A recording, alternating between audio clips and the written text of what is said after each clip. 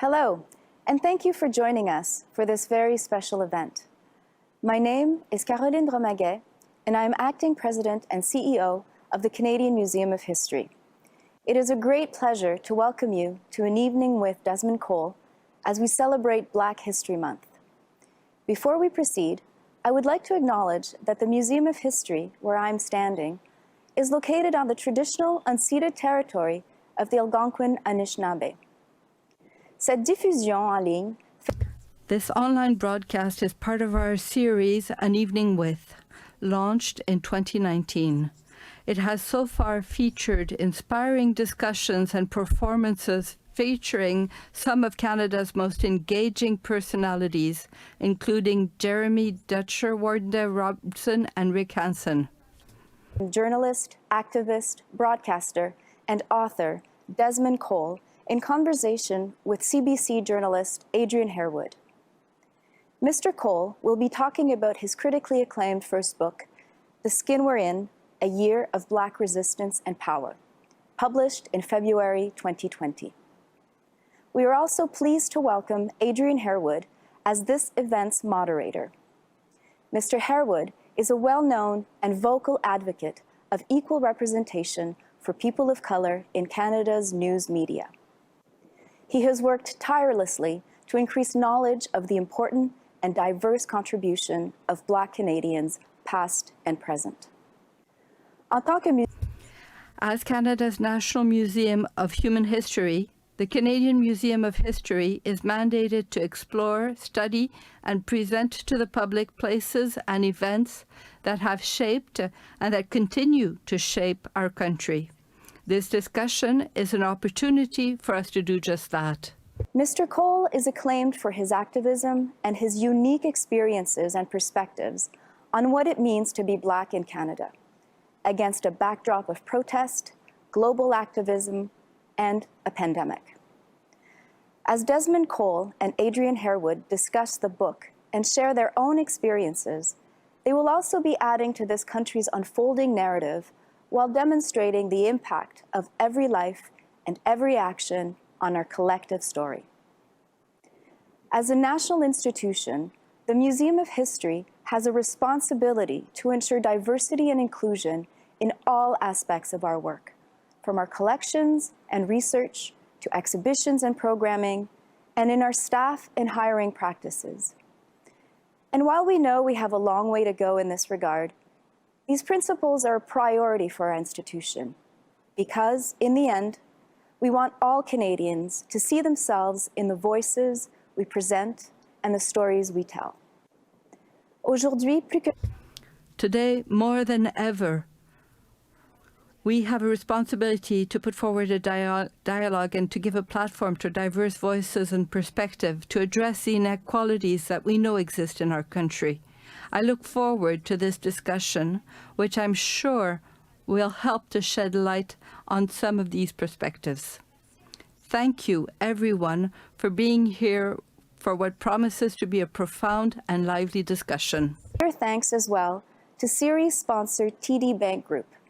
I will now like to introduce Nigel Samaru, TD District Leader, who will offer a few remarks before handing things back to our moderator, Adrian Harewood.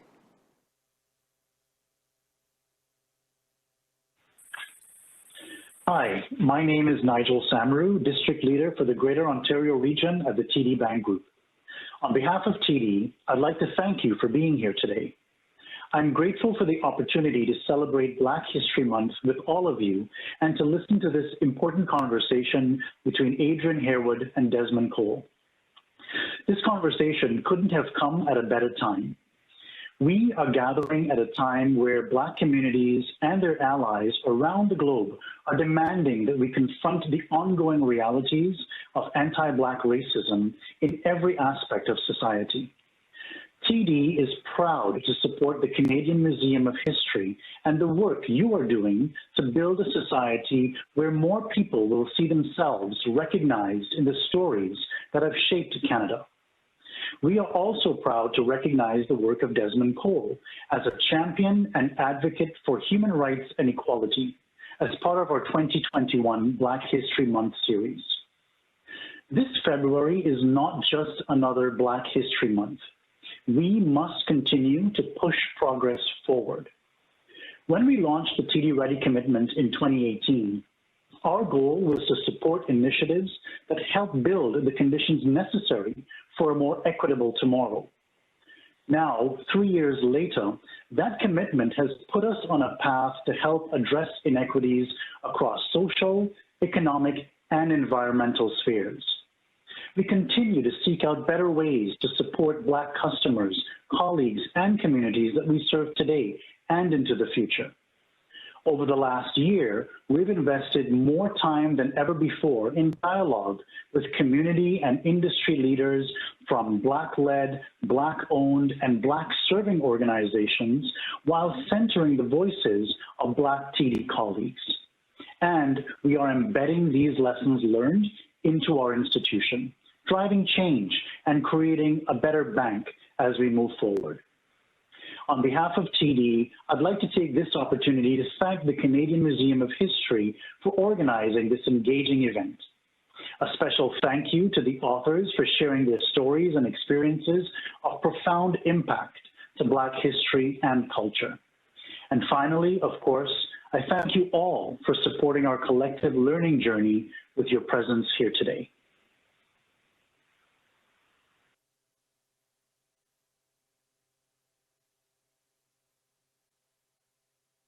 Gentlemen, my name is Adrian Harewood, and it is a great pleasure for me to be hosting tonight's evening with Desmond Cole. This program is made possible, of course, by generous funding from TD Bank. The Canadian Museum of History is proud to present this evening, and tonight I will be talking with author and activist Desmond Cole. Desmond was the subject of the 2017 CBC documentary, The Skin We're In. His first book, The Skin We're In, A Year of Black Resistance and Power, was published in 2020, and it won the Toronto Book Award. This work has sparked a much-needed national conversation, one of which you will have tonight, a much-needed conversation. And if you have any questions, please feel free to click on the hand icon on the top right of your screen. We'll also try and get in as many questions as possible. And many of the questions I'll be asking Desmond tonight have been provided by the students in the Ottawa Carleton District School Board's Black Student Forum, an empowering course that engages Black students in history and their role in society. These students have read and closely studied The Skin We're In, and so we're certainly looking forward to those questions. And so without further ado, it gives me great pleasure to welcome Desmond Cole. Desmond, great to see you again. Hey, Adrian, it's really nice to see you too. Desmond, it's been quite a year for you, quite a time. Your debut book, The Skin We're In, A Year of Black Resistance and Power, has been on the bestseller list in this country, I think for 13 months now, or 12 months at least, every single month. Could you have ever expected the kind of success that this book has enjoyed in the last year? No, and certainly not for this long. First of all, let me just say that it's an honor to be with you and to thank the Canadian Museum of History for making this event possible. Thank you to Katie McDade and your entire team. And thanks to you, Adrian, for doing this. No, I didn't imagine this a year ago when the book launched. I hoped that people would read it, and I hoped that it would allow us to have certain conversations in this country that I don't think we have enough. What has happened is beyond anything I would have guessed. I'm also really, really excited to be hearing back from the Black Student Forum students tonight, because this is the part of it that I was so excited for, was the conversations. It was learning that people are using this as a study guide in some classes, and that the work is helping people to think about our country in a different way and to study in a way that this can be like a helpful study resource for students, but for all people across the country. So that's also been very, very exciting. When you spend all that time writing and imagining, it really feels gratifying afterwards to be able to talk to people about what this book makes them think about, how they connect with the stories, etc. That's the best part. Clearly, the book struck a nerve, and clearly the book was written at the right time. And I'm wondering why you think this book that you wrote, has resonated with people. What do people tell you, about how this book makes them feel, or what it makes them think about? I think that the biggest thing about this book that I hear back from people is that they are learning things about our country and its recent history, as well as history from decades ago, and in some cases centuries ago, that people are learning a lot of things that they didn't know. I too am continuing to be on that journey for myself in terms of doing this research and work and journalism and learning as I go. So much of our country's past is hidden from us and is never taught to us in school. And then so much of our institutional conversation either erases Blackness completely or tries to say that we live in a multicultural society and so Blackness is not so relevant in Canada. And we just don't have enough opportunities in our day-to-day lives. We don't create enough opportunities, I should say. We have many, but we don't create opportunities to educate ourselves about not just the history of Blackness in this country, but I would also say the history of imperialism and colonialism at its biggest level, like the theft of Indigenous territories, the breaking up of Indigenous families, the colonial English and French project that created Canada. We just don't have so much time, or don't, again, create so much time to talk about these things. And so I think when people read that book, they are exposed to things that are all around us and that are happening, but that our institutions, including especially our media, are not helping people to understand, are not helping to expose the truths of to people. We first spoke about this book when you came to Ottawa last year, early on in the year. And you said that this country, Canada, has a penchant for magical thinking. What did you mean when you said that? And has that magical thinking changed at all? Do you think that the book has helped to shift things in the country a bit? The magical thinking that I'm talking about is the thinking that race and anti-Blackness and white supremacy somehow are not relevant in the Canadian context. That's the magical thinking, that to the extent that Black people have been in Canada, that our experience, according to the way we tell history and the way we do storytelling in this country, that our experience is nothing really special to understand, that it doesn't affect how we live as Black people today. So first, what I find is that we are awakened to the history of residential schools in Canada, the Indian Act in Canada, the enslavement of Black people in Canada for hundreds of years. We learn about all of the segregated institutions in Canada and the struggle against those. We didn't know those things as Canadians, and the minute we learn them, we're trying to cover it up and say, well, it's not as bad as in the United States, though, right? We might have some problems. We're not perfect or anything, but it's not as bad as that other place that's really, really bad. So we get defensive. And the magical thinking is, I think, a way to obscure the realities of white supremacy in Canada, the reality of Black people in our jails and prisons today, and in our immigration detention centers, the realities of Black people in the child welfare system, the realities of Black people harmed every day by our police forces. The magical thinking says, don't even worry about that. When you do, it's probably not happening, but when you do hear about it, it's a one-off. It's an accident, it's strange, it's surprising. And that never allows us to get into deeper conversations about why our country is so racist, how it got this way, and what we can even begin to do to address that. Mm-hmm. You know, I found in the last year, I've heard people who never before used to use the word or the phrase white supremacy. I've heard them say that, white supremacy. I've heard people use anti-Black racism as a term when they might not have used that a couple of years ago. Is something changing? Is something changing in this country, or is this just a kind of a superficial response to what we saw in the last 12 months, particularly the emergence of Black Lives Matter? Well, Black Lives Matter as a movement has been around for, a good 7 years now. But it hadn't received. It had never received the kind of attention and the kind of prominence in the mainstream media, I would say, that it has in the last year.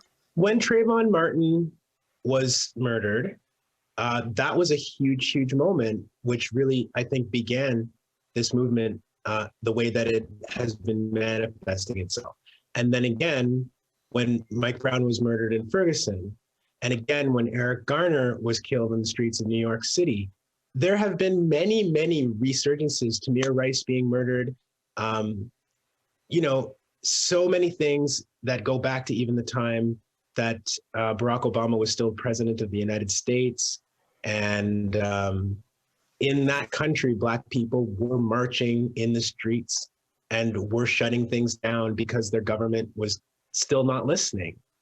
And have things changed in all that time up until now? I don't know. I think that there are waves and there are resurgences, and that people never stop fighting, really, Adrian, but that there's only so much appetite that the mainstream public has to have this conversation, and then it slides away until the next time. George Floyd being murdered and that horrific act being captured on camera this past summer was yet another resurgence in the middle of coronavirus, asking Black people to sit inside and watch, essentially, while the police were taking people's lives. We as Canadians tend to only give this issue that much oxygen when it's happening over in the United States. But since 2014, we've been talking in Canada about Black Lives Matter Toronto and other groups standing up for people like Jermaine Carby and Andrew Loku and Abdirahman Abdi in your city, in Ottawa, and many, many, many other people, Regis Korchinski-Paquette, DeAndre Campbell, Jamal Francique. And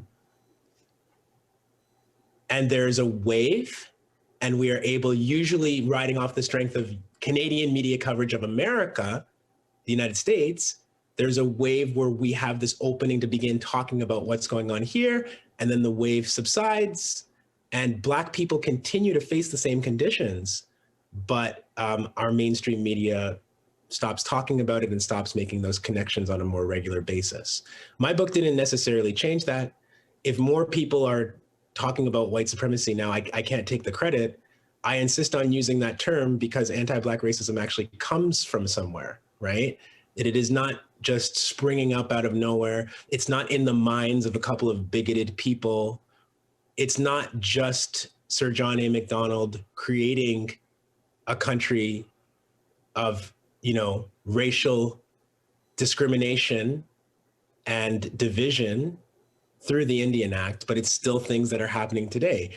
Even now in 2020, we're seeing people wanting to take down statues to people like Sir Winston Churchill and John A. Macdonald, and the tremendous resistance in Canada to being like, we don't want to honor people who didn't,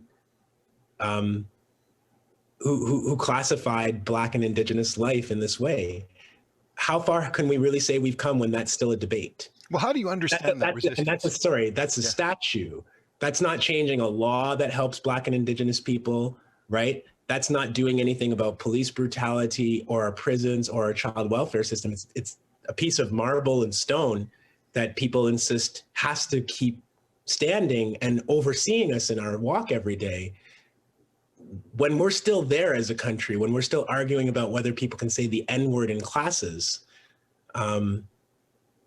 it tells me that we still have a long way to go. But that's not to say that the last 7 or 8 months in particular since the murder of George Floyd haven't allowed us to make huge strides in the conversations about abolition, defunding, reimagining the way that we spend money and the way that we say we're caring for people. That is also happening. Mm-hmm. We're going to get into that, but I did want to, you reference Abdirahman Abdi, who was a 37-year-old Somali Canadian man who was killed after a violent police encounter with an Ottawa Police Constable, Daniel Moncion. You wrote very movingly about the case of Abdirahman Abdi in your book. The last time we spoke, the verdict had not been reached in the case. We know now that Daniel Moncion was acquitted in the case of Abdirahman Abdi. And I'm wondering, when you heard that that was the decision, what came to mind? I expected it, as I think many Black people expected it. I was sad and disappointed and angry for the Abdi family, some of whom I've had the honor of getting to meet and know a little bit, and knowing how long they have been struggling to keep Abdirahman's name alive, to keep his story alive, and to demand changes in the way that policing is happening in Ottawa. I was devastated for them, but I wasn't surprised. Why not? Why weren't you surprised? Because if it was easy to get justice for police killing us, the police system would look very different, because police officers wouldn't be operating in this kind of anything goes sort of context. But we don't live in that world. We've never lived in the country where a police officer harming a Black person is expected to be held to justice. That has never existed in Canada. So to think that it would exist today is naive and a misunderstanding of how our systems work. So in the same way, I wrote in my book about Devonte Miller, who was then 19 years old in 2016 when he was attacked by an off-duty police officer named Michael Terrio and his brother Christian. I wrote about how horribly they attacked Devonte and injured him, and that there was going to be a trial for these two brothers. One of the brothers was acquitted completely, and Michael, the off-duty police officer, he was actually convicted of assault when he was charged with aggravated assault. So they didn't even get either of these brothers on the charges that were actually before the court. That didn't surprise me either, as disappointing and disgusting as that was. Because again, when have we seen in our country, not as a one-off, but as an expected behavior, that police would be held accountable? The whole point of policing is that it has to be allowed to take our lives and continue on as if nothing is wrong. Otherwise, it doesn't have any legitimacy. Violence against Black people always has to be justified, no matter how graphic or public or seemingly disproportionate that it is. That's Canada. So for those who are continually surprised, there is really no hope of moving towards action, reimagining of systems, dismantling of systems like our police. If every time it happens, we have to say, oh my God, I really believed in justice this time, then we're going to continue investing in that system then, aren't we? And we're going to keep hoping. Remember, 97% of investigations, like the ones that led to those officers being charged, 97% of them end up through the SIU in no criminal charges for the police. And beyond that, most things that the police do don't go to an SIU investigation.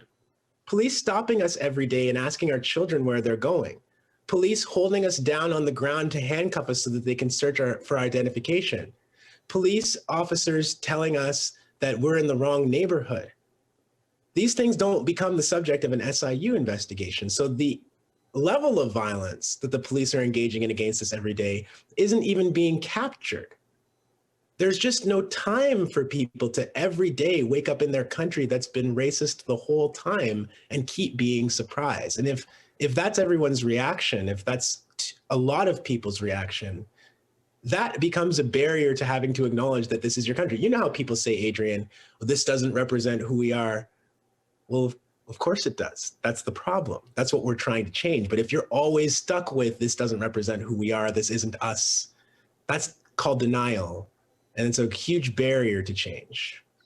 You know, a couple weeks ago, actually, no, it's a couple months ago now, I was thinking a little bit about my own family and our own relationship with the violence that has sometimes been meted out by the state. I was thinking about how in 1979, when Albert Johnson, a Jamaican immigrant, was killed in his own home by the Toronto police, I was 9 years old.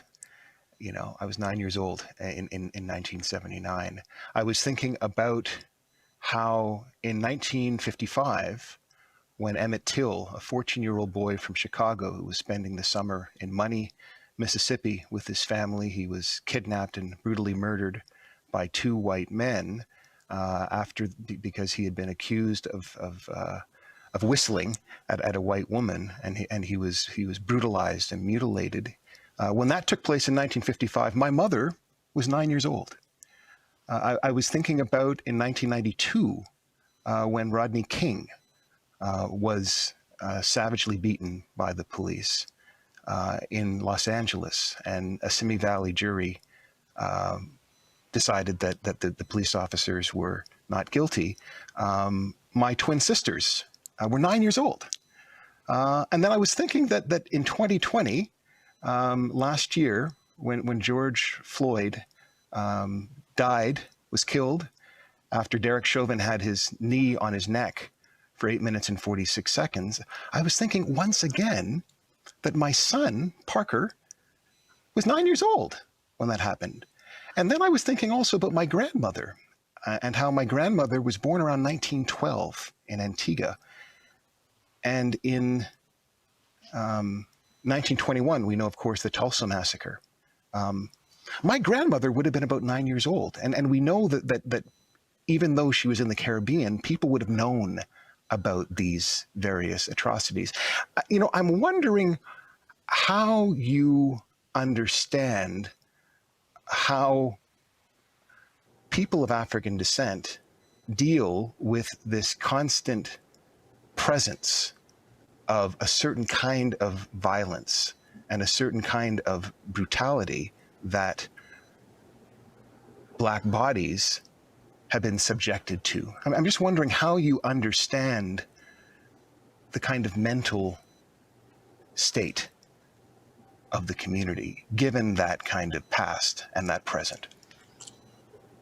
So when I was 9, I can tell you, as I wrote about in the book, the Canadian Armed Forces were in Somalia, and we would learn that there were several Canadian soldiers who were affiliated with a white supremacist group, and that they had gone into Somalia presumably to protect the civilian population and make possible UN supports, but that actually this particular band of soldiers were capturing, torturing, and murdering Somali people, including Shadena Roan, who was just a teenager at that time.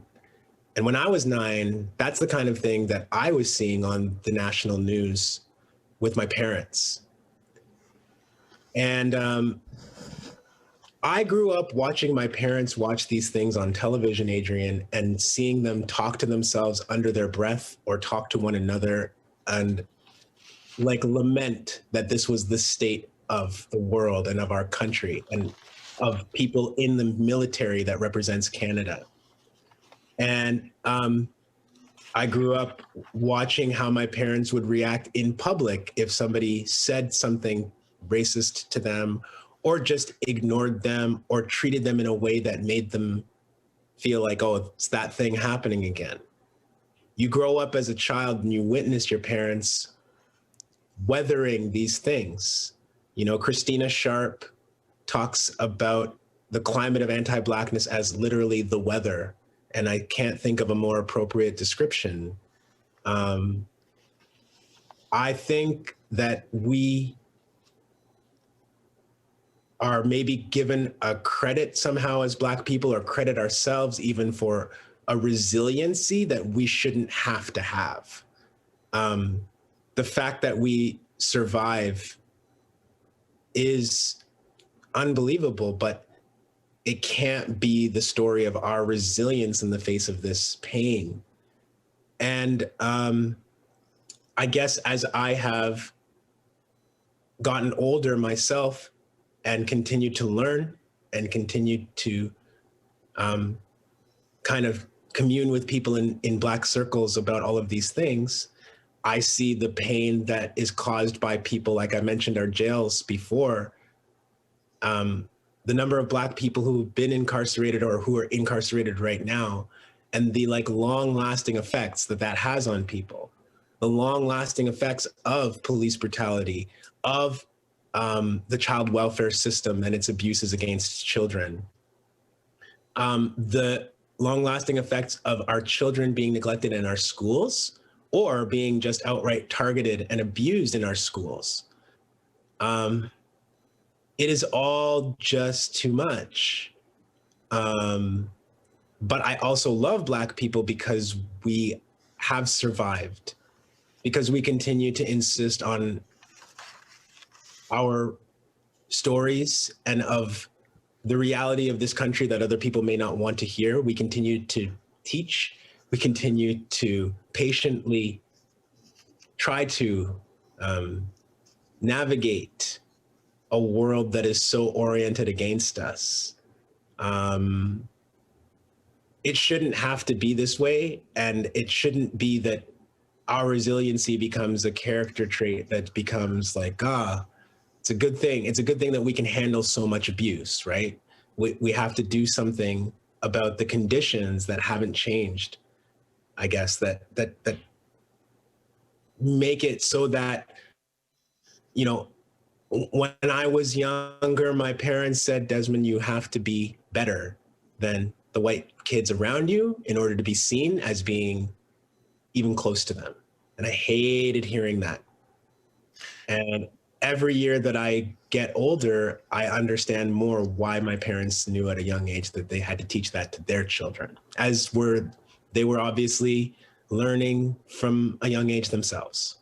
I want to talk about your parents, soon, but I did want to just note, this line from James Baldwin, who said, I sometimes feel it to be an absolute miracle that the entire Black population of the United States of America has not long ago succumbed to raging paranoia.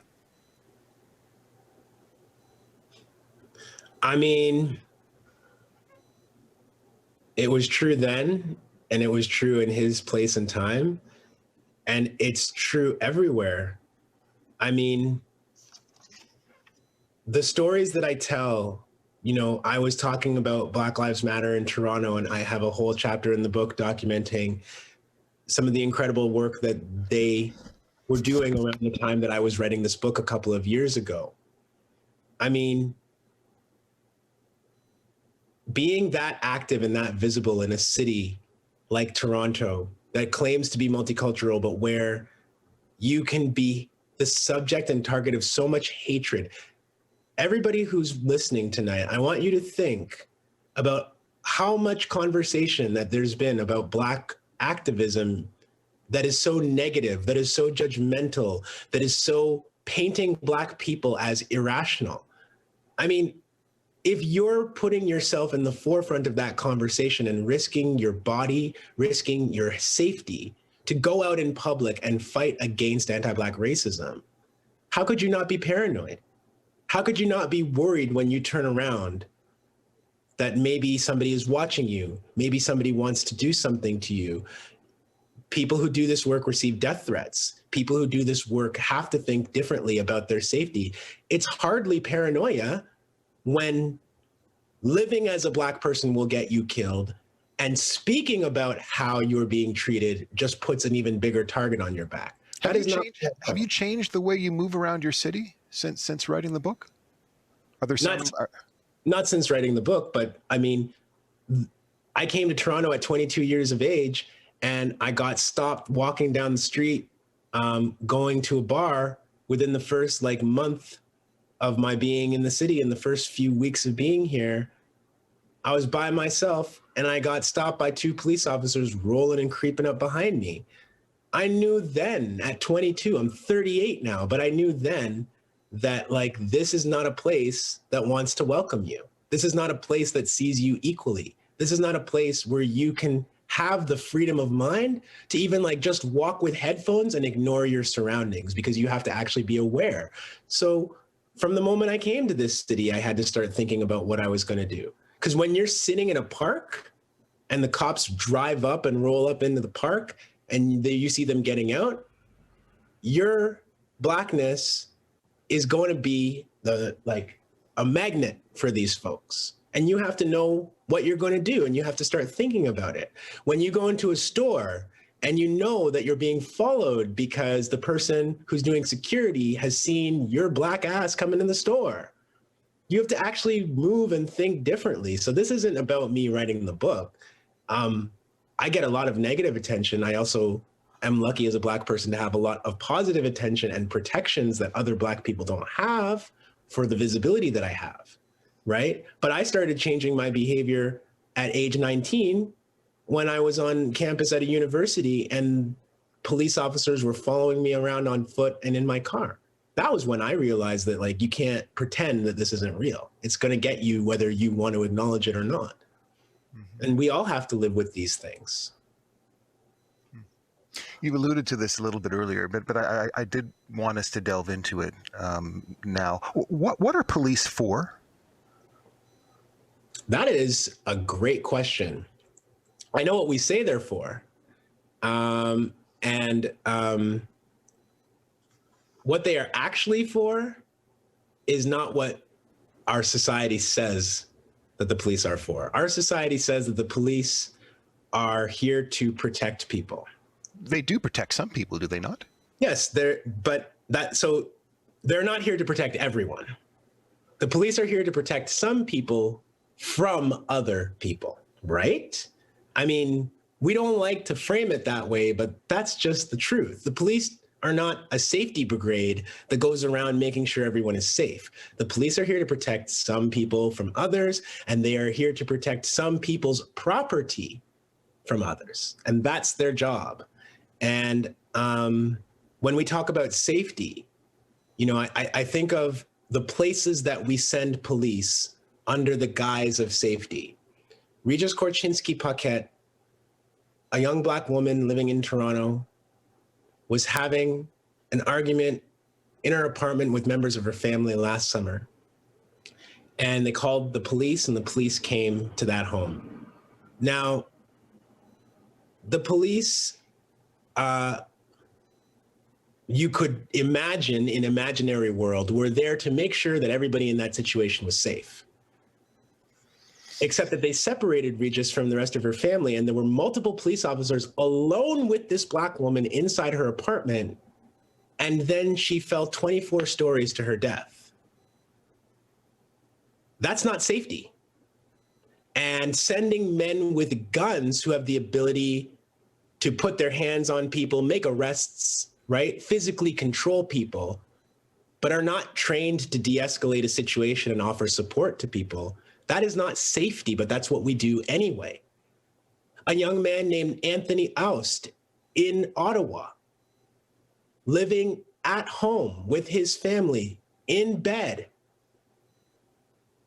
A couple of months ago in the morning, there is a raid of his home. The police know he's inside the house. They should know that his family are also inside the house, but they raid the place like they're going to war, because they are at war with black people, and that is how they confront us. They can't knock on the door. They have to kick the door down, because that's the way that they want to interact with black people. Anthony Aust fell out of his window and fell to the ground, and he died. Is that about safety? But as soon as we point this out, Adrian, then the narrative shifts that, well, we don't know how to respond when the safety men come. And we don't treat the safety men with the respect and, I suppose, dignity that they deserve. And that's why we as black people get into trouble. We don't know how to obey. So obeyance and safety are not the same thing for me. And yet there are some Black people, I would argue a significant number of Black people, who do regard the police as providing protection and who do believe sometimes that their communities are underserved by the police and feel that a police presence would make things better in their locale. And where's the evidence for that, I would ask? The state only offers us police. If you think about it, Adrian, the police, along with fire and paramedics, are the only 24-hour services in our society. They're the only things that you can guarantee that if you call 24 hours a day, they're going to show up. But when family members are having an argument, I don't see sending people with guns as being the safety initiative that we need in that moment. When somebody is in mental health crisis, sending somebody with a gun, a license to kill, and a license to arrest is not safety. It's certainly not safety for that person who's in that crisis, particularly if they're Black. And so this is what I mean when I say it's at some people's expense that this safety of policing is being handed to us. And even if some Black people feel like that's what we should do, I simply put to them, why isn't the massive police presence in our cities where Black people live, Ottawa, Toronto, Peel region, Durham region, Edmonton, Montreal, Halifax, why aren't the unbelievable police scrutinies in our communities helping us? That's the question that people actually need to answer, because I don't blame people when the only thing being offered as a 24-hour support is the cops. When we spend more on policing than we do on housing, than we do on mental health supports, than we do on healthy food for people, I don't blame people because it's the only thing being offered to them. It doesn't actually provide the safety that is being promised to us. And what abolitionists are saying is, could we fund something that when somebody is having a dispute, when somebody is in mental health crisis, when even there are disputes in our community that need to be resolved, can we send somebody and have a better outcome for Black people, for Indigenous people, for queer and trans people, for people with disabilities? That's the real question, and not, do we think that policing is the only thing on offer and it's the only thing that we have to choose from? I wanted to get to that because you identify yourself as an abolitionist, and I'm wondering, what would a community without police look like to you? What would that community? How do you imagine that community, that world to be? A world without police? What would it be constituted of? So first, let's talk about what the majority of police behavior is. Let's not pretend that the majority of police behavior is what we see on television. Men with guns running into rooms, saving people who are about to be murdered by some awful person. That's what TV tells us the police do. Most of what the police do is literally ride around our communities, surveilling poor and racialized people. That's their job. The police don't terrorize rich white folks in Canada and make their lives hell, follow their children and stalk them and surveil them and ask them where they're going. The police aren't stationed in rich white private schools across Canada the way that they're stationed in our lower income public schools in urban areas. Let's actually be honest. Most of what they do is drive around looking for people that they can take advantage of, ask 20 questions to, and write up for something. Because like every other corporation, they have a job to do, they have a quota to fill, they have a boss to satisfy. It's not about safety.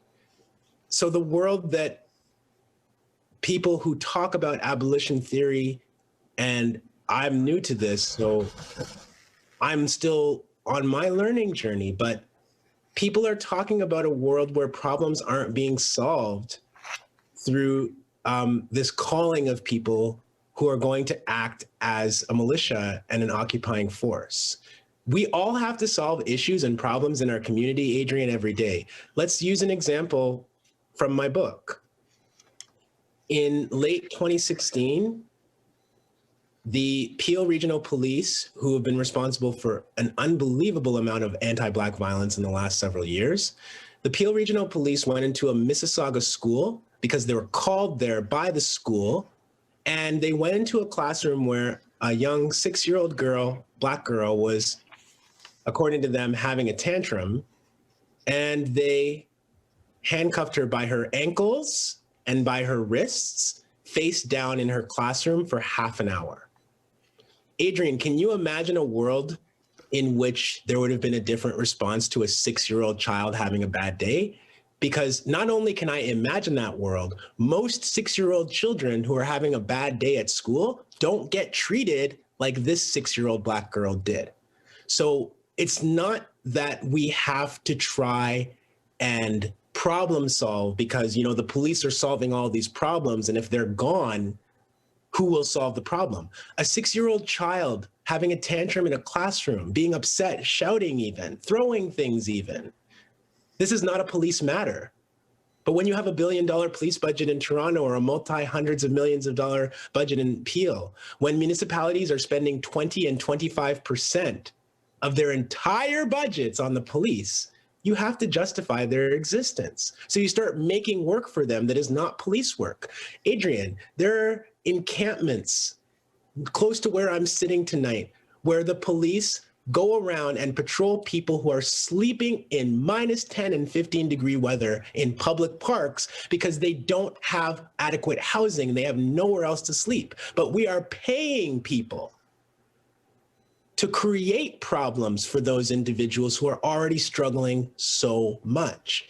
Is it really so hard to imagine a world where you could sleep in a public park and not have a police officer come and start harassing you and turning you into a criminal? Can we imagine a world where instead of spending the money on the police to come patrol the person in the park, that we use the resources to build housing so that no one has to sleep in a park in Canada, so that no one has to go without clean drinking water on Indigenous reserves in Canada? Why is it so hard, I guess, for us to imagine that? And it's because we've been presented policing, the use of coercion and force and the threat of violence. Johnny, you be good, because otherwise the police are coming. That is our way of problem solving in this country, but particularly for Black and Indigenous people. And I don't know what hell people imagine is going to break loose when we stop policing the person in the park, when we stop coming to the classroom for the Black child. I don't know what horrible reality people are imagining. I'm just imagining that person being able to be in school or be in public and not have to worry about that threat, and imagine that we use the resources that we were using to police that person instead to support them and their family. I don't think it's that strange or radical, but when you can only imagine problem solving under the threat of force, it's really hard to think differently. And this is what I believe abolitionists mean when they are telling us that we need to imagine our world in a different way. Can policing be reformed? And I ask that because I think about the situation here in Ottawa, and there was a group of people, particularly in the Black community, who were very pleased when Peter Slowly, the former senior officer in the Toronto Police Force, was appointed chief of the Ottawa Police. He was seen as being a progressive force. He was seen as being a police reformer. You know, there were many people who were happy. They were pleased that he had ascended to this position. What don't they understand? What are they missing in their thinking? I think the question of whether the police can be reformed is a different question from whether or not a Black person can get to the top of a police force and start reforming it. If I'm not mistaken, Peter Slawley has had a racist campaign waged against him by members of his own police service since he started on the police force, Adrian. The idea that white cops are waiting for a Black police chief to tell them what to do and how to behave, and as soon as they get those orders, they're yes, sir, and now we know what to do. What utter nonsense. The disappointing thing is that there are Peter Slawleys and Mark Saunderses who are asking us to continue to believe in police reform at our own expense. I should just say Mark Saunders is the former chief of the Toronto Police Force. Former chief of police in Toronto. Devin Clunas was the police chief in Winnipeg. And I mean, in the last several months in Winnipeg, Jason Collins, Aisha Hudson, and several other people have been killed by the Winnipeg police. What is it that we expect Black people to do in these racist paramilitary environments that is going to be so special and revolutionary that they're going to be listened to and that things are going to change when they get to the leadership? But that is a very different question. And it is put on the shoulders of Black people that somehow we have to go in there and change it because because the white leadership won't do so? I'm very troubled by that idea. And so what I would say is no, policing cannot be reformed, and no one is asking for policing to be reformed. People are engaging in thought experiments where they say, what if we provided the police some kind of magical form of training, but don't change the reality that they're going to still go out every day and mostly police poor and racialized people. But what if we give them a little more training? Wouldn't it be amazing if we could train them not to do these embarrassing things that humiliate us all and make us have to rethink our police system? But you can't do that because the police know what their job is. And when the police get a call from somebody being like, I see somebody here sleeping in the park, officer. I see somebody here loitering in my community, officer. Hey, officer, there's a group of Black children. When they get that call, Adrian, whatever we were training them to do goes out the window because they have a job to do. And they already know that their job is to go after the people who are targets in our society of violence, targets of marginalization and oppression, scapegoats. The police know who the scapegoats in our community are. And they also know who not to target, whose children that they do need to leave alone. This is not ignorance. This is not something to be trained out of. But I really want to know why people need police to be the hero. That's what I'm very, very curious about is if we actually conclude that the police do more harm than good, why are people so upset about it? Let's think about why we have all personally invested so much into the idea that the police get to be and need to be the hero. Again, if the police don't visit the 6-year-old girl's classroom and instead the staff and teachers have to, do their job and learn how to comfort and support this 6-year-old, who loses? The only people who lose are the police whose job it is to go in there and put their hands on that child. And why have their needs to do that kind of work become more important than our lives as Black people? Why have they always been more important? Those are the questions that people need to ask themselves, because if we look, there's a bigger issue here around capitalism, okay? Because I said that the police are protecting property, right? You saw the story perhaps of what's happening in Portland right now, where power outages are happening all across the United States. And there was a big grocery store that wanted to throw out food. And so people were going to that grocery store's back lot to try and rescue the food that was being literally thrown in the garbage and give it to folks right now who are experiencing power outage. Your fridge dies and you don't have ability to keep any more food. It was the police in Portland. It's the police that went to guard the trash cans of a corporation so that people who are hungry can't go there and take the food. That's what the police are for. And lamenting the loss of that and replacing it with something more humane, we can't do that. We have to understand that we're going to gain when we stop looking at policing as the only answer and constantly trying to reform a system whose job it is to criminalize some people at the expense of others. Mm-hmm. I want to shift gears a little bit and talk a little bit about how you came to be who you are today. And I want to reflect on a moment in Charles Officer's documentary where you are going to the home of a family member. I believe it's Andrew Loku's sister. I believe it was. Rose, yes, yeah, Rose. And you've just visited the family. You've commiserated with them. You've tried to comfort them, and you're back in your car, and you are very emotional. You're crying, and it struck me that this is someone, Desmond Cole, this is someone who feels deeply, right? This is someone who feels deeply and who has a kind of, I'll say, a kind of an emotional intelligence as well. And so it got me thinking about the kind of household that you grew up in and where you came from, how you were produced. Can you talk about what it was like growing up in your household? What was the Cole household like that produced the person that you are today? Wow, that's a big question. I'm sure my mom is watching this evening, so I'm only going to say nice things about my mom. No, I grew up, so I talk about this a little bit in the book, but my parents are immigrants from Sierra Leone in West Africa, and they came here in the late 1970s to Red Deer, Alberta, in between Edmonton and Calgary. And that's where my older sister and I were born. We moved to Ontario when I was about 5. And I experienced, I think, a very middle-class suburban kind of upbringing where both my parents worked a lot, worked full-time, and put everything they had into,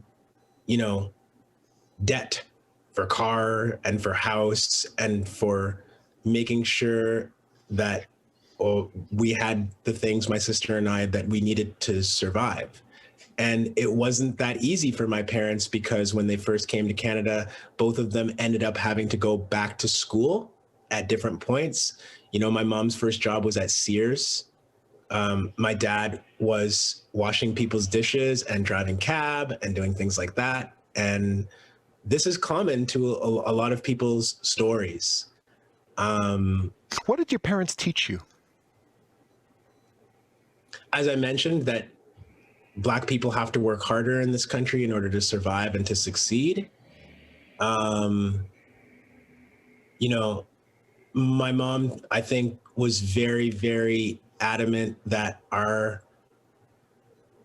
we act a certain way in public, knowing how much extra pressure there was on us as Black people in a mostly white town of Oshawa, where I grew up and went to school. My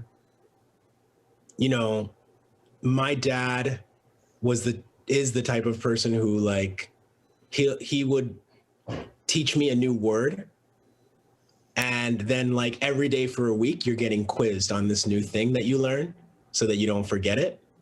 Again, I think very classic African upbringing. We went to church, and my family are very religious, so that was a huge part of my upbringing as well. My parents taught us, I think, that you have to try and keep your head down in this society so that you don't attract negative attention from people who want to hold you back, and so that you can take opportunities, hopefully, when they come your way. Did that bother you? Yeah. Nobody wants to be told that you're different from your friends, that you have to act differently than white people. I didn't want to hear it. It's not easy for, I think, children to have to absorb that kind of a reality. But the older that you get, the more that you realize your parents are being accurate and they're telling you something that you actually need to know in order to survive. What I often think about, though, is how my parents, this work that I do now is very much the opposite of keeping your head down. Well, do they understand what you're doing, and what do they think of it? Do they appreciate it? Yeah, I think they do. I have a lot of conversations with my mom about this, and as time has gone on, she has become very supportive of all the work that I do, while also saying, be careful, right? While also saying, take care of yourself, be careful what you do, because she knows, as I was mentioning, that there is a price to pay for being Black and outspoken. There is a price to pay for talking about white supremacy and using that language, for wanting when you go to work to be treated in a certain way and to be able to have a certain level of expression. There's a price to pay for all of these things. So I feel like my parents were necessarily probably like, man, like, what's he doing? When I first started being a little bit more publicly outspoken about certain things. But this is what I want to do. This is what I want to do with the incredible opportunity that my parents worked for to allow for me and my sister to grow up the way that we did. I want to use what I have to push and to fight. And that's not taking the safe or the easy route. But if it's what you believe and if it's what you want, then you have to try and find ways to pursue it. And it's like, you know, moments like last year when I launched my book and my mom was sitting there in the front row and we could have a moment together. Those things are very, very, very special for me because I know how much that my mom particularly sacrificed so that I could come and be the troublemaker that I am today. You know, it's based on a whole bunch of work and sacrificing that she had to do. So I try to raise hell, but I try to raise hell because I can. And because I have that opportunity, and I interpret my parents' struggle as giving me the opportunity to push for something a little better than they had. You mentioned your mom a lot. Yeah. You know, she's a pretty amazing person. My mom works in long-term care. So shout out to everybody during COVID-19 who has a family member or a relative who has to go to work during this time, whose work may not always be treated as though it is essential, but for the purposes of this pandemic, you know, people whose work is always underappreciated and underpaid are now being called essential. Shout out to all those people, and it's Black people in this country who are doing a lot of the nursing and a lot of the cleaning and a lot of the thankless jobs that make it possible for us to have this country. And my mom is one of those people. My mom is an incredibly hardworking person who I look up to because she's amazing and because, you know, what do we really owe to the people who have made it possible for us to do these things? Like everything. You know, my book is dedicated to my maternal grandmother, and she passed away just over 10 years ago. It was 10 years last Thursday. I owe her and my paternal grandmother, Mary Davies, I owe them. They came to this country as older people and they cared for me and my sister. You know, they make these things possible. Black women in our communities make so much possible. And we have to thank them. We have to be grateful for them. We have to honor what they do. You haven't mentioned your dad. I did a little, but my relationship with my mother is the one that I think has continued so much to sustain me over the last decade, over the time that this work has been really, really hard for me. Relationships with family are complicated. What can I say? Mm-hmm. And my mom gets the credit because my mom was there. I'm going to say it that way. Yeah. I want to read something that you wrote almost 6 years ago. And I remember at the time reading the line and it troubled me. And it's from the piece that won the National Magazine Award. And you write, "My skin is the deep brown of a well-worn penny. My eyes are the same shade as my complexion, but they light up amber in the sun like a glass of whiskey. On a good day, I like the way I look. At other times, particularly when people point out how dark I am, I want to slip through a crack in the ground and disappear. And I remember reading that and thinking, that's heavy. Like, that's some heavy stuff. There's a lot of pain, and there's a lot of shame, and there's a lot of self-loathing there. You were, I think, 33 years old when you wrote that. You're 38 now. You're 38 now, going to be turning 39 in April. How do you feel about your skin now? I mean, when I wrote that, I said on a good day, I love the way that I look, right? And I didn't mean for anything I said there to be totalizing of my experience or of how I think.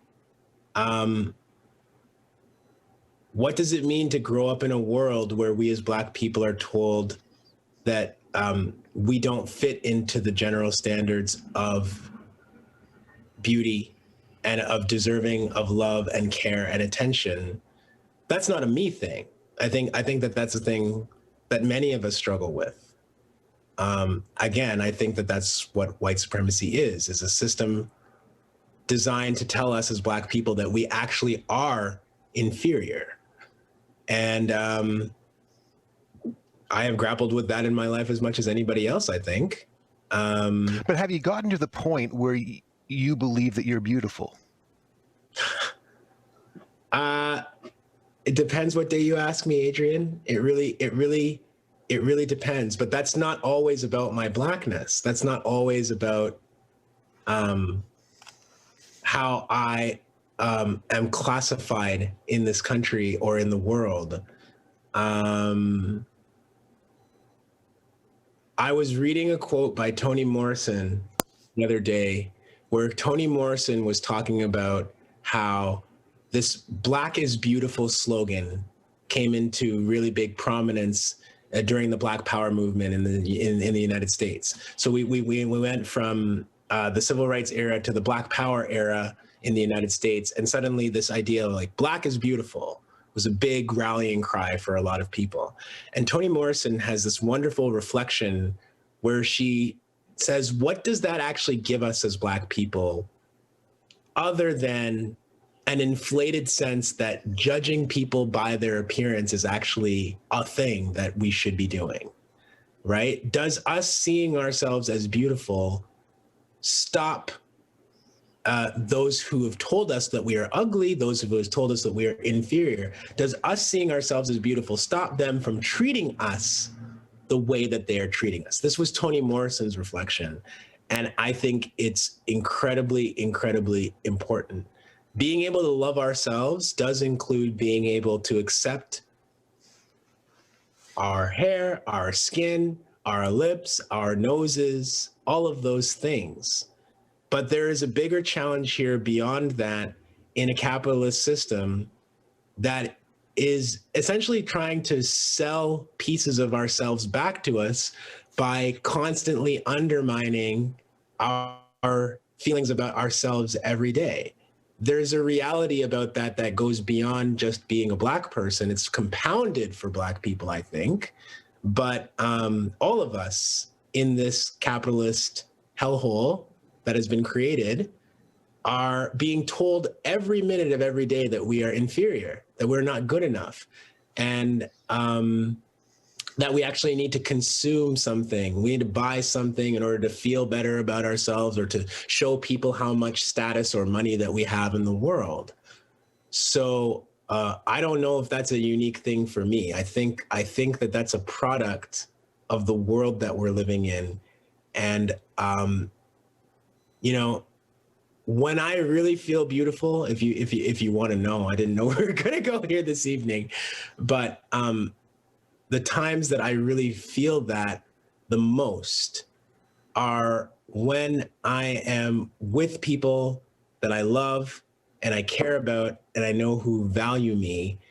And I think that that's real for all of us. I think that all of us want to have spaces and places where we know that people love us for who we are, where we know people love us for our faults and our insecurities, and that they still accept us despite all of those things, because of all of those things. I think that that's not just me, that's everybody. Mm-hmm. You know, I was very fortunate to spend some time on a couple of occasions with the Asian American activist Grace Lee Boggs, you know, who was a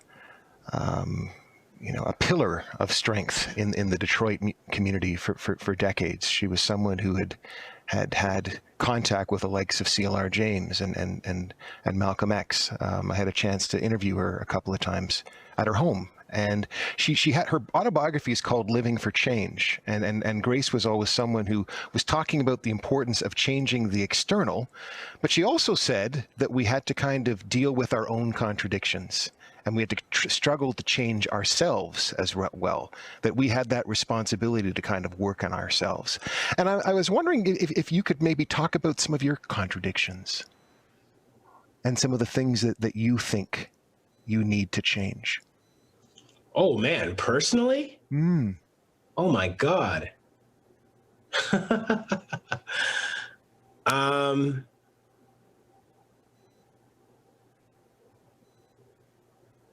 I think that's a really interesting question, Adrian, and I wasn't expecting it. We all contain contradictions, and we are all, I think, struggling to try and find our own way. One of the things that I guess I can say for myself personally is that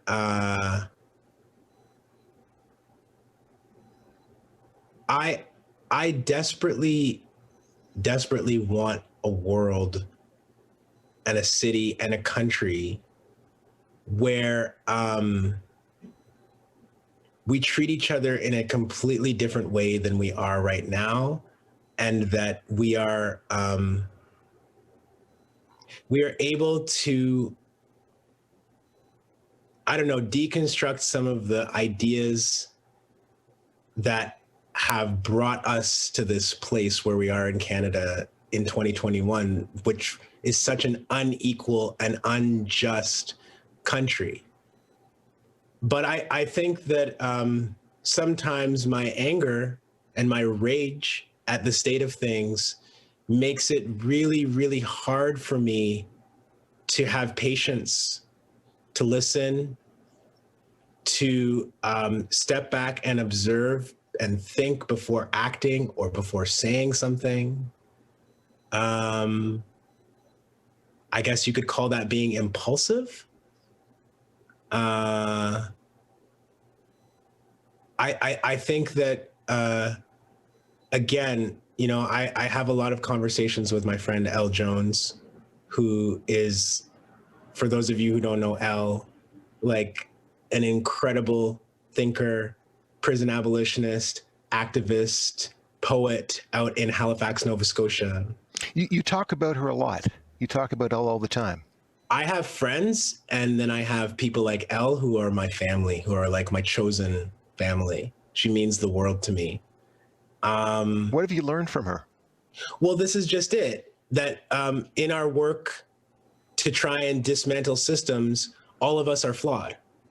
All of us have contradictions and things that we want from others that we are not able always to practice within ourselves. Elle talks about this all the time. We were having this conversation the other day. And I feel like that is really important, because sometimes when we want to propose change, people want it on a platter. They're like, you don't like the system that exists right now, but I want you to tell me exactly how things would be perfect if you had things your way. And they challenge us to, like, you know, recreate a perfect world in front of their eyes so that they can, I guess, endorse it. People are always about to support you, right? They're always on the brink of saying, like, well, you know, and asking us to map out a perfect world that has never existed. But we are all doing this with our own faults. Some of us are doing this with our own traumas that we have experienced, that we are trying to heal from. And that means that we're going to mess up. that means that we're going to do things that are harmful to other people, and that we need to be able to learn how to incorporate that into the work we do. So for example, if people are saying that there shouldn't be a police force anymore, as I was arguing earlier, we have to be willing to do things like address the things that historically in North America, the police have been imagined to address. So what are the most prevalent forms of violence in our society? Among them are intimate partner violence, domestic violence, patriarchal violence. And if you don't want the police anymore, you've got to actually be willing to go to your bro who's being violent towards his partner and say something to him. If you don't want to call the police, that's fine. But you actually have to be able to then step to that and say, like, I'm going to handle this, or we as a community are going to handle this so that other people do not have to do that. And this exposes a lot of our own weaknesses as people, because we also don't know without police how to solve problems, without raising our voices, without resorting to forms of violence and intimidation. And we will all want change, and we want it now. But we have to ask ourselves also if we're ready to do the kinds of work and support of one another in our communities that will make it possible for people to actually have safety. So I say all of that to say that as much as I might be an outspoken type of person, I also recognize that I don't have all the answers, that nobody who's doing this work has all of the answers, that we're all kind of struggling together, and that we have to be open to listening and reflecting and really thinking and challenging ourselves, because it is not as easy as being outraged by the system that we currently have inherited, that we actually have to have something better. But I also, having said that, reject the idea that if you're torturing somebody, that I can't tell you to stop unless I have a better alternative to you torturing them. Torture is wrong.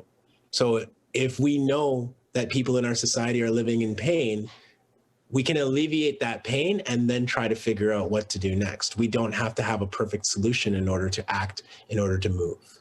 Mm-hmm. There's a saying that I've always appreciated. I think it was a Grenadian revolutionary who said, you know, revolution is not instant coffee. I always like that. Revolution is not instant coffee. You know, you have been on a long road yourself to where you are today. When you were in high school, you were the student council president at Father Leo Austin Secondary School in Whitby, Ontario. You were the class valedictorian. This man did his research, eh? Okay. In your class valedictorian. You went to Queen's University in Kingston, Ontario, and then we were talking the other day, and you were saying the second day on campus, September 11th happens, and this is a seminal moment for you. You know, in the chat, people want to know what has inspired you to do the work that you do right now, and I'm wondering if you could maybe just reflect on that. Like, why are you where you are right now? How did that happen? How did that come to be? Because it seems as if earlier in your life you were on a different path. You know, you seem to be kind of moving in a different direction. So what has inspired you to do the work that you do today? I think that growing up, I always understood that I wasn't supposed to fit in, if you will, into mainstream white Canadian society, and that there were always going to be comments about, like, the way that I speak as a Black person, the way that I dress or carry myself as a Black person. There are always going to be stereotypes and expectations.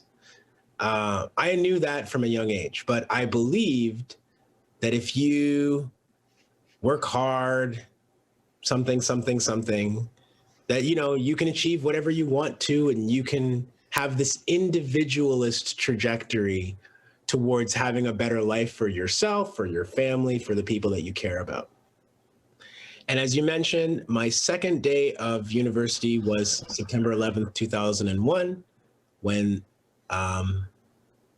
you know, those men got on planes, hijacked them, flew them into buildings or into the ground, killing themselves and all of those on board, targeting places like the World Trade Center and the Pentagon.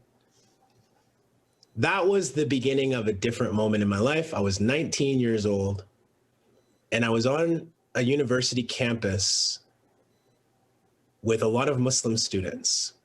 I lived next to a Muslim student, and I immediately started to see how this majority white, private school educated population at my university was trying to do everything in their power to make life completely unlivable for Muslim people on campus, to vilify and attack and frighten Muslim people because they saw people that they associated with Islam attacking the World Trade Center and other targets. I really wasn't ready for it. I wasn't ready for the racism. I wasn't ready for the stories that my floor mate would tell me about the ways that people would talk to him when he was getting ready to go to mosque. It just was a very strange time.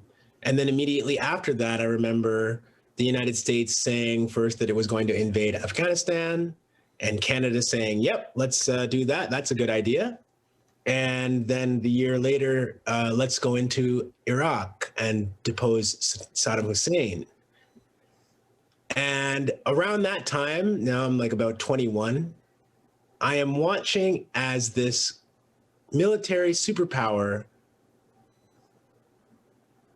creates a spectacle on television by bombing countries that cannot defend themselves from the United States of America and calling that some kind of justice for September 11th. And it ruined me. All the things that I believed in about you work hard and you follow the ideals of this society and, you know, democracy and the rule of law.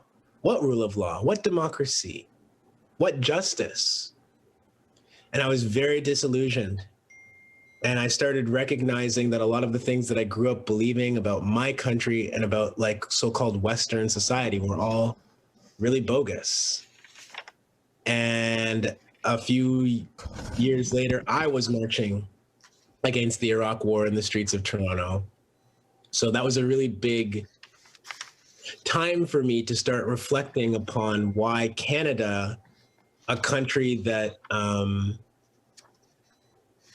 prided itself on this kind of fairness and multiculturalism, was joining the United States in the occupation and destruction of Afghanistan. It didn't square. And, you know, then you move to Toronto as I did at that young age, and you're being followed and surveilled everywhere you go, and you're reading about the inequities of this city that you thought was so multicultural, and realizing that Toronto is no utopia for Black people, and that we are experiencing all the things that we are in the labor market, in the education system, et cetera, every day. My politics started changing. I started challenging the idea that you can reform systems that are designed to benefit some people at other people's disadvantage. Why do I always say white supremacy again instead of like just racism or whatever? Is because like somebody is benefiting from these systems of oppression. Systems of oppression don't just exist because of ignorance. When you enslave people so that they have to work for you, you get things like McGill University, which is founded on slave labor. You get Dalhousie University, founded on the labor of Black Maroons. Like this is what you get when you have a society that says whiteness is the epitome, whiteness is the standard, and everything else has to fall below that.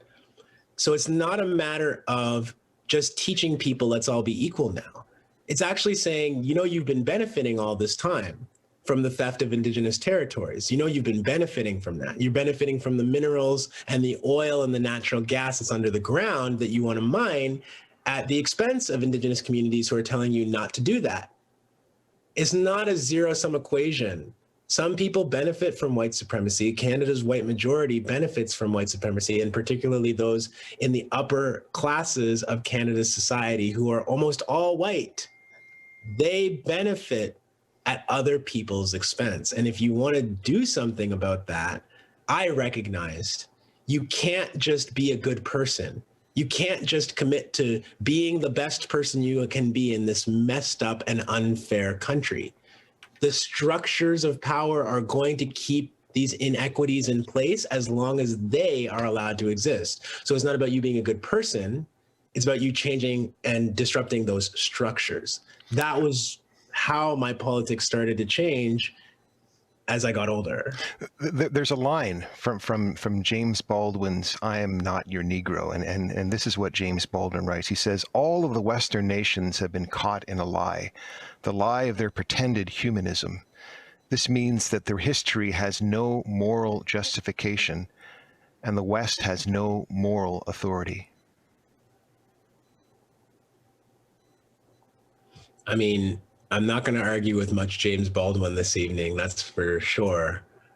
But can we take an example perhaps of something that's going on right now?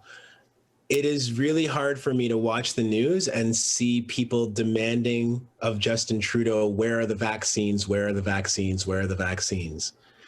The entitlement during a global pandemic by this country that somehow we should be first or among the first in line to be vaccinated. Why do we even believe that, Adrian? What's so special about Canada that we deserve to get protection before the rest of the world? And within Canada, why are there arguments about who should get the vaccine first? Why isn't it obvious that people who don't even have safe shelter, like I was talking about earlier, that people in Indigenous communities, why isn't it obvious that all of those who are the most targeted and oppressed, like that they should be given relief first, that we have to argue and fight about these things. And then on a global scale, we deserve it more than, say, all of the African continent, so that even Canada, through this COVAX vaccine kind of grouping together program, Canada can say we want to withdraw vaccinations from a program that's generally meant to benefit poorer nations. And we can justify that because of what? Because of our white exceptionalism in this country. Why do we think we even deserve it? But, when you're in danger. Because the argument is that because we paid for it. Yeah, so those who can pay most for safety are those most deserving of it. That is, again, exactly the philosophy of a paramilitary police force that protects some people and not others. Those who have the most ability to pay for safety are those most deserving of safety. That is messed up, man. That is messed up, but it is actually so normalized of how the average white Canadian is being told to think about their position vis-a-vis other people in this world. So I think that is important, that we actually question this moral legitimacy that the West claims to have. And you know what? When you go into Africa and begin enslaving people and stealing their land and their resources, and you come to North America and you enslave Indigenous people and take their land and resources, it helps to tell yourself that you're doing that because you're superior. I think that the Europeans had to tell themselves that this was what God wanted them to do, right? And that this was the natural course of history, manifest destiny, as they call it in the United States, right? Doctrine of discovery. Like, these are all ideas, as James Baldwin is pointing out in that quote, that tell people who are using unearned power over others that it's okay, you have the right to do this to other people because you can pay for it. Where did Canada get all this money to be able to pay for vaccines that other countries can't pay for? Do you think that our mining operations in South America, do you think our exploitation of Indigenous territories in our own country, do you think that has anything to do with our ability to pay? But we're not going to make sure that Indigenous people get the vaccine before everybody else does, because that wouldn't be fair, right? Fairness is dependent on this white hierarchical structure, which, you know, it's hard for the rest of us to kind of get on board with that, isn't it? Because we're not the ones benefiting from that. It's happening at our expense. I want to ask you this question. You know, Grace Lee Boggs' husband, James Boggs, used to say, you know, you have to love this country enough to change it. And I would imagine that some people listening to you are going to say, Desmond Cole is always criticizing this country of Canada.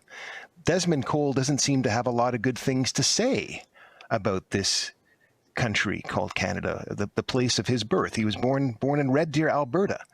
Right, doesn't have a lot of good things to say about this place that he calls home. Do you love this country enough to change it? No, I don't need Canada. I'm with Dion Brand, who said, I don't need this country. Like, I don't need any country. I don't love Canada anymore. That's because I'm trying to be an adult, you know, who doesn't have to believe in fairy tales in order to get on with my day-to-day life and in order to have a real understanding of what we need to change and what we need to do. I don't believe in Canada. Canada. What do you believe in? What do I believe in? I believe in a world, not just a country, that isn't going to produce the outcomes that this one is. And I believe in a country and in a world where we share very like kindergarten philosophies. You know, I still believe the things that they taught us in kindergarten, that sharing is caring. I don't believe that the capitalist system loves me or cares about me as an individual. I don't believe that the Canadian government loves me or cares about me as an individual. I believe in the strength and in the spirit of ordinary people to demand the things that we have been denied and to continue fighting a system that is denying us those things. While we are having this conversation during this pandemic, people in this country who had wealth before the pandemic are richer than when they started. I don't believe in a system that says we can't do anything about that, and or that that's normal or has to be accepted. I don't believe in that system.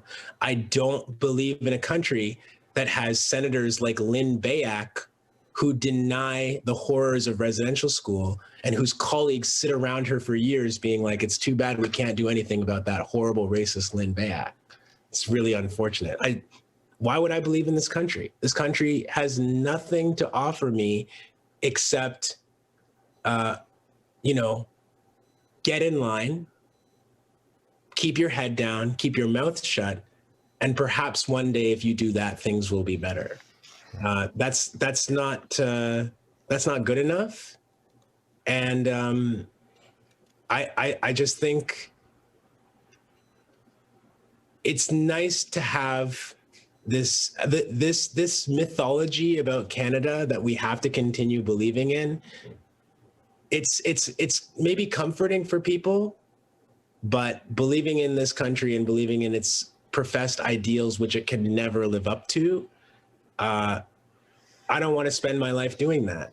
Steve Biko said, it is better to die for an idea that will live than to live for an idea that will die. Capitalism is having its time, and capitalism is destroying the planet, destroying the human spirit, destroying our opportunities to see each other as equal persons. And I don't want to die for the capitalist system. I want to live for a system beyond this capitalist system. And I want to encourage as many other people to not be afraid to question their country. You know, you talk about loving your country enough to change it. You can also just love yourself and other people and try to institute change on that basis. There's nothing special about Canada. Canada is going to be gone one day. But I hope that the ideals, the highest ideals that we can think of for each other as people, are always going to be here, and that those are the things that we need to aim for. Desmond, this question comes from some students, from Kasai, Danny, Yanis, Yisak, and Shamar. And the question is this: where do you see the school system in 5 years in relation to the many issues discussed in your February chapter of the book, The Skin We're In, including streaming, policing, diversity, and inclusion? It's hard to make predictions, but here's something I do want to say.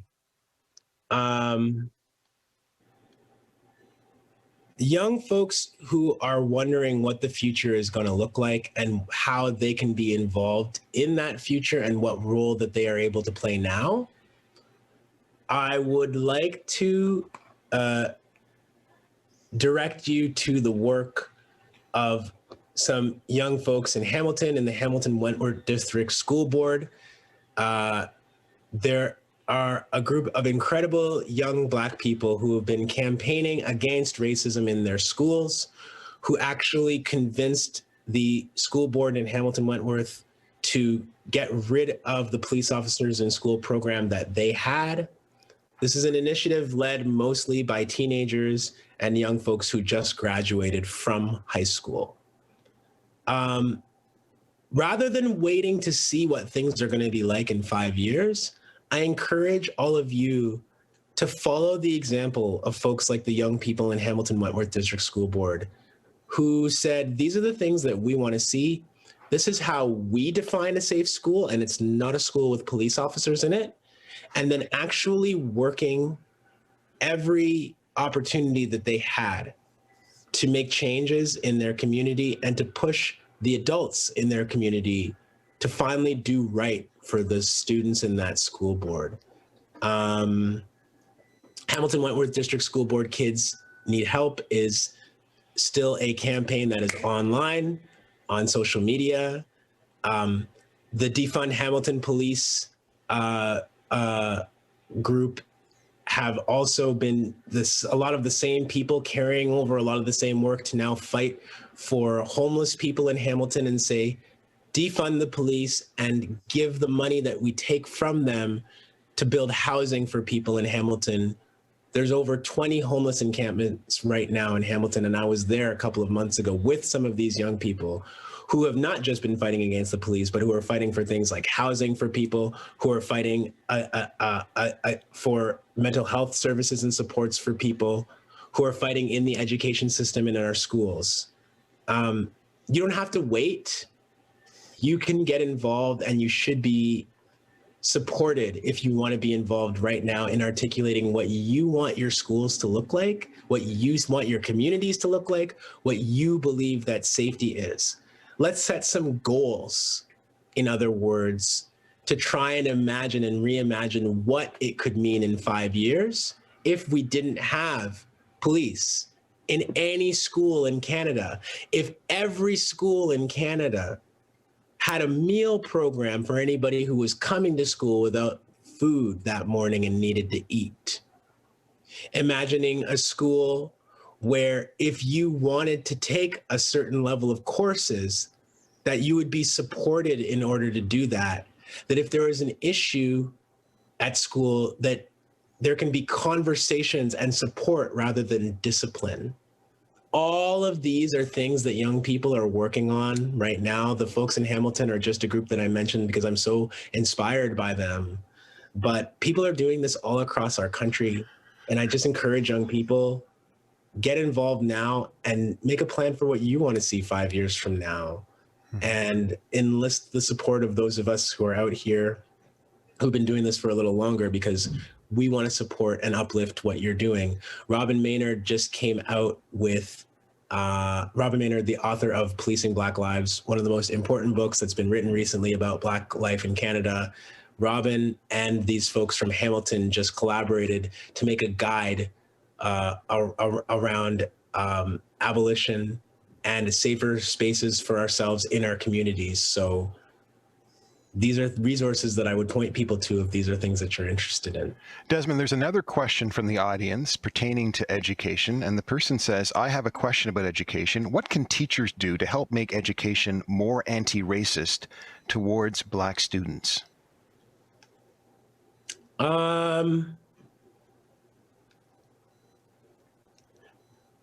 I feel like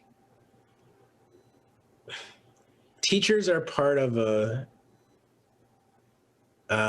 system that is deeply, deeply racist, and that if they want to do something, I think it begins with making relationships with Black students and Indigenous students and other racialized students at your school, and standing up with them and their families when they need you. The majority of this work, as far as I can see it right now, is being done in schools by Black teachers and by other racialized teachers, particularly Black women who are teachers and other racialized women who are teachers.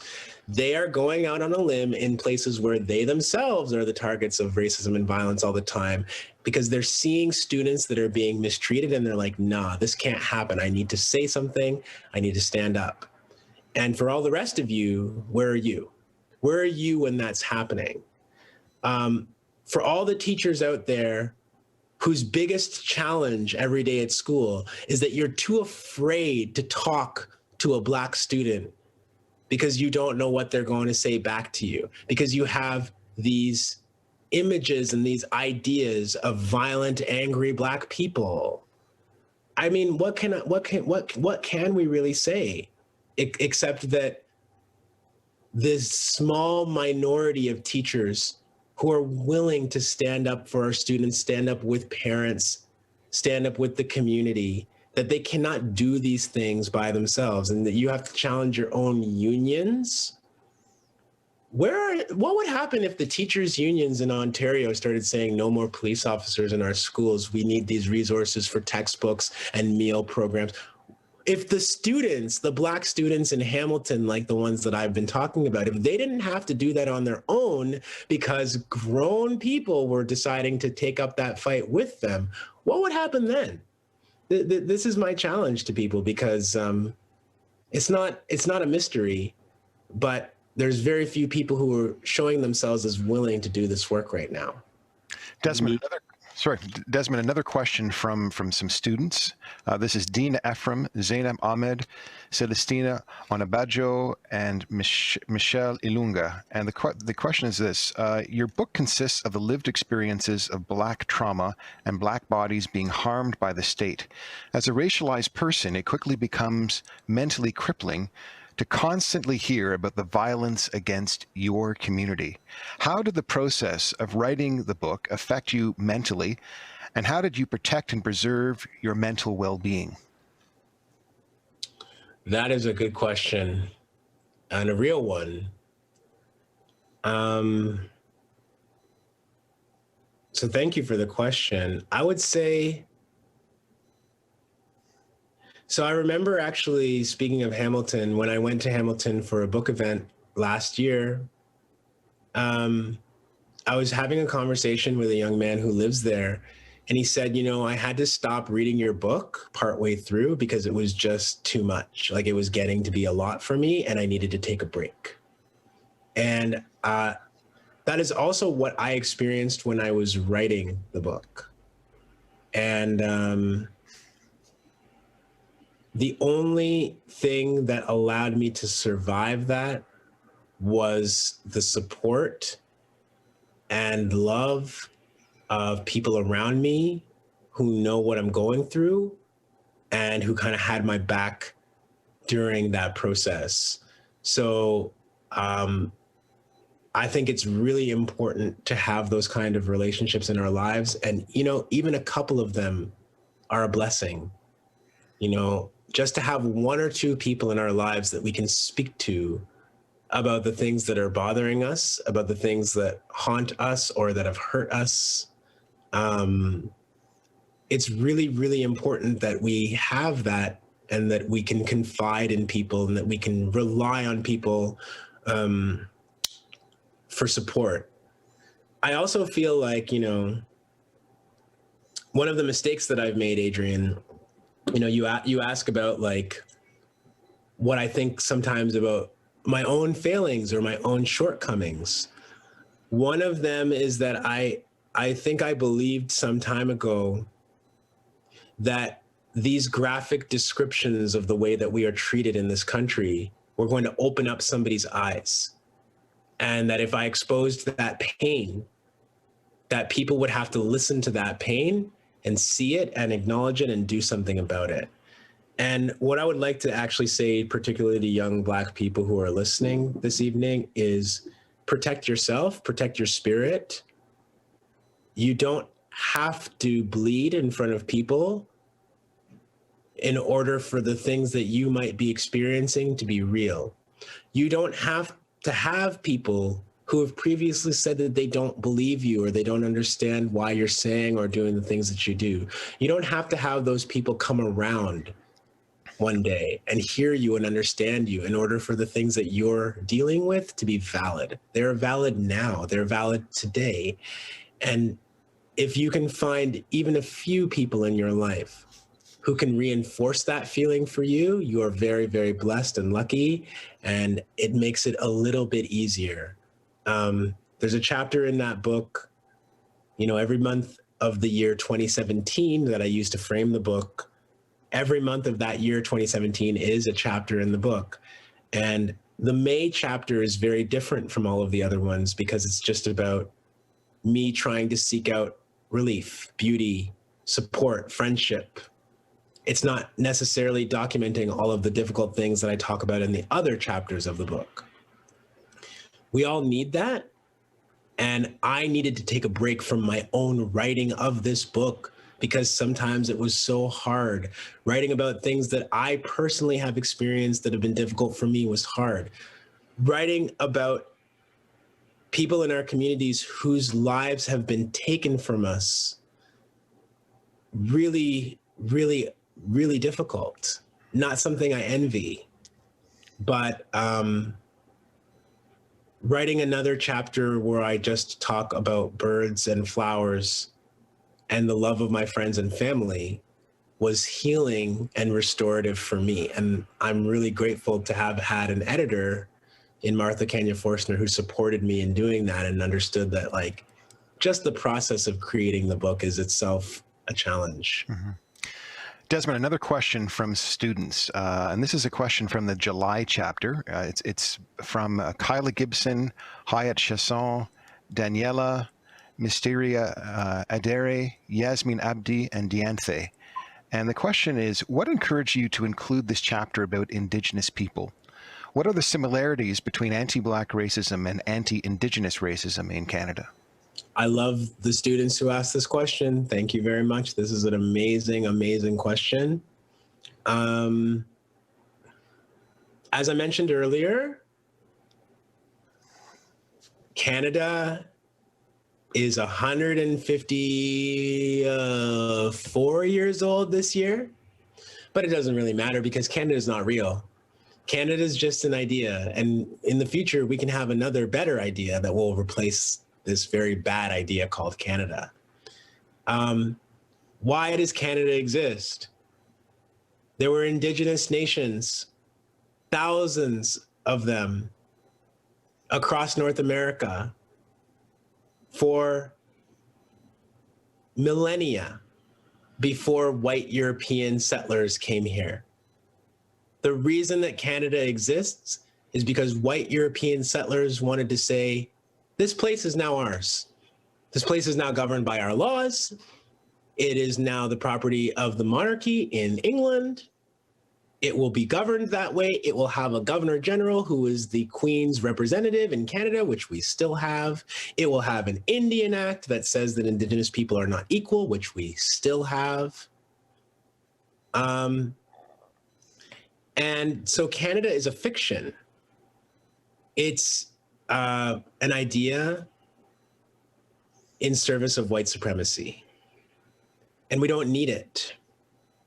But for me as a Black person to recognize the ways that white supremacy is affecting my life and the lives of Black people in this country, I think I also must recognize the plight of Indigenous peoples who are continuing to fight a colonial state that tried to take their lives, their languages, their spiritual and cultural and religious traditions, and to wipe them away for the benefit of the Canadian state and its quest for wealth and its quest for, you know, enriching the British monarchy. I want to be in solidarity with Indigenous peoples, and that's why I wrote that chapter. I want to highlight how their struggle, anti-colonial, decolonial struggle, is connected to my decolonial struggle as a Black person and our decolonial struggle as Black people. The same systems that have been thought of and designed to control Indigenous people, meaning our jails, our child welfare system, our schools, those same systems are now doing tremendous harm and have been doing tremendous harm to Black communities. So I want to be in allyship and solidarity. And actually, while we're talking about this, Adrian, I was in 6 nations of the Grand River Territory this past weekend. And I encourage the students who asked this question to read about the Haldimand Tract. The Haldimand Tract is a giant piece of land in Ontario that the British, who stole it, said, we're going to give this to the 6 nations of the Grand River because they fought with us against the Americans and helped us make this country called Canada. So in return, we're going to give the 6 nations of the Grand River some of the land that we have already tried to steal from them. And that was in the 1800s or late 1700s. And since that time, piece by piece, little by little, this white settler state has stolen back all of the Haldimand Tract that it said was 6 nations of the Grand River Territory. And part of the only remaining chunk is what the 6 nations of the Grand River are fighting for near Caledonia right now. And that's where I was this past weekend, shooting videos of the people there who are fighting, you know, visiting friends of mine who are living there and resisting. There is a developer that wants to build houses on 6 nations of the Grand River Territory and wants to make nice suburban spaces for people and make money off of it when people in the 6 nations of the Grand River are saying no. And you know what? I go and I support that movement, and I support people who are saying you cannot continue to steal the Haldimand Tract. You cannot continue to take Indigenous people's land, run pipelines through it, run hydroelectric construction projects through it, build houses on it. And in the way that I am in solidarity with the 6 nations of the Grand River, I hope that they will be in solidarity with us. And I know that they are when we are fighting against the same police brutality that they're facing right now from the OPP for trying to protect their own lands. Mm-hmm. So that's a long, long way of me saying that that chapter for me talks about how I am inspired as a person born here every day by the incredible resistance and teachings and anti-colonial struggle of Indigenous folks who are fighting the same way that I'm fighting against the same things that I am fighting against. Desmond, we have about 7 minutes to go, and I'm going to call this the rapid fire round. I'm going to try and see if I could squeeze in as many of the students' questions as I can into the time that we have left. So this question, staying with us and listening. Yeah, this question comes from Gracia, Desmond, Adna, and Karima. And the question is, what advice would you give to someone trying to be more of an ally to Black LGBTQ members? I think we should challenge what it means to be an ally. That's the way I would think about that. Why not Why do we use the word ally, for example, instead of friend, comrade? Why do we say ally instead of accomplice? I find that non-Black people in this conversation often feel like they need to carve out a space for themselves. What's my position in this struggle? What's the difference between the term ally and the term comrade or friend or accomplice? Why does that matter? My idea of allyship is actually that it's fleeting, that it can be here today and gone tomorrow. When someone's your family, that's very different from allyship. They have skin in the game. Yes, when somebody says that my liberation as a human being is determined by whether or not everyone else around me is free or not, that's not allyship anymore. That's an investment into a struggle that is going to benefit everyone.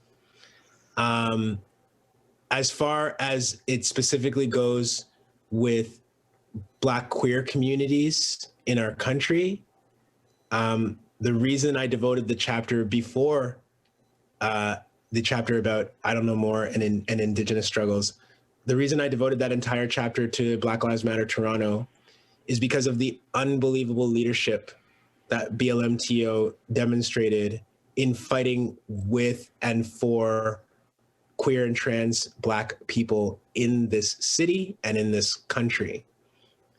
And what I saw being demonstrated in Toronto was that when Black Lives Matter Toronto stopped the Pride Parade and said, we as Black and queer people have been fighting for decades to have recognition in this Pride festivities, and we are being pushed out continuously, and we've had enough of it.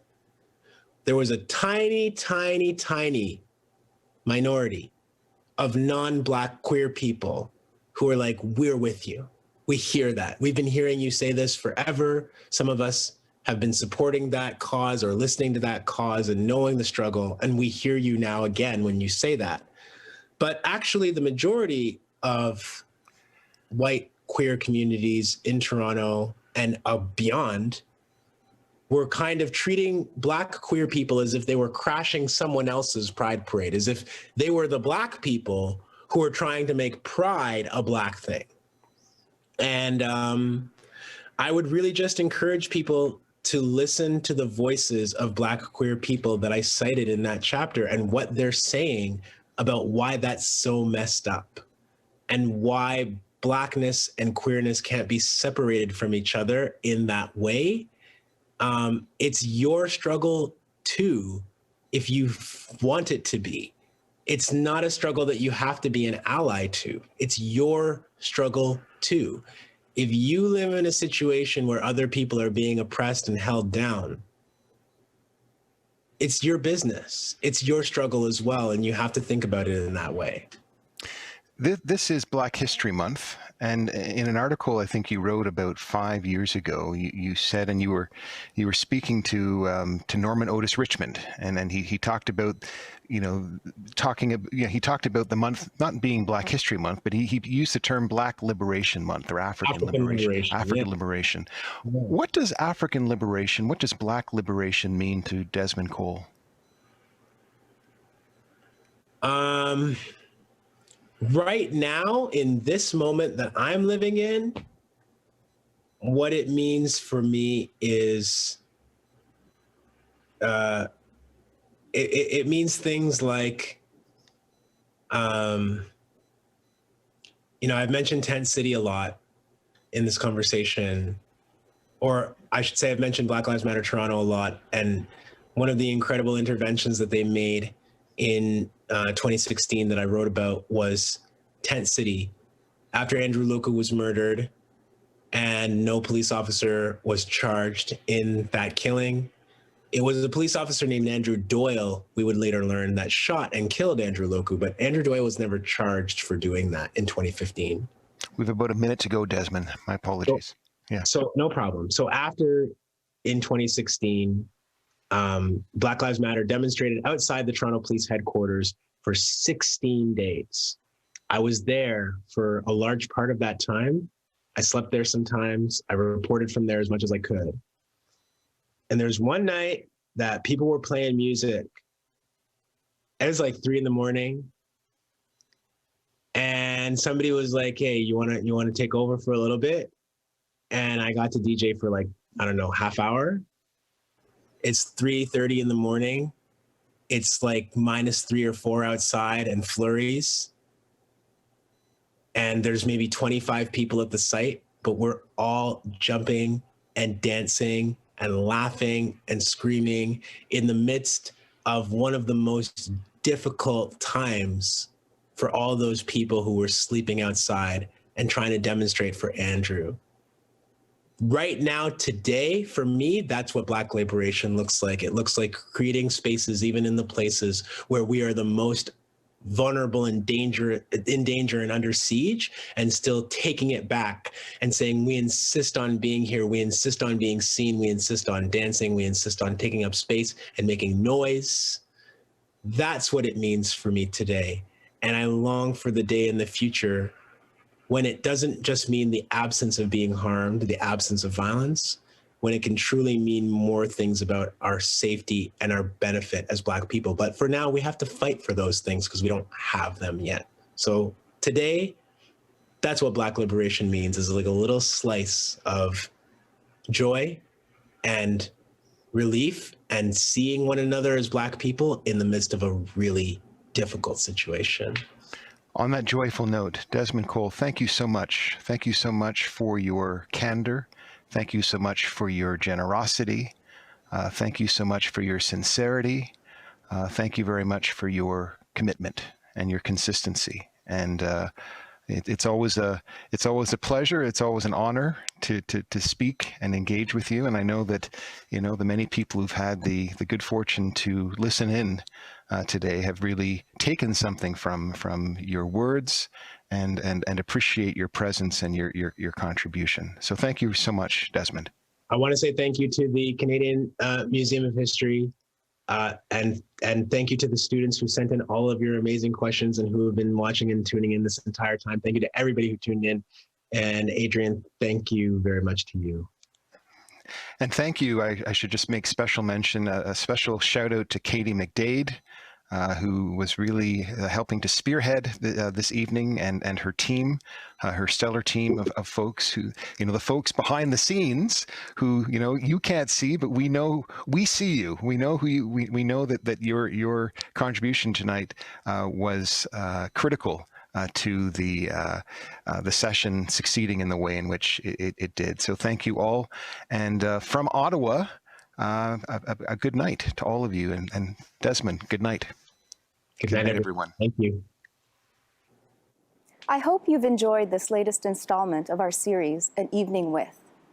Je tiens à remercier Desmond Cole et Adrian Harewood. I want to thank Desmond Cole and Adrian Harewood for the thought-provoking discussion, and of course our sponsor, TD. And Adrian Harewood for the thought-provoking discussion, and to our sponsor, TD. And thanks to you, our many viewers, for taking the time to join us. I look forward to welcoming you to our next event.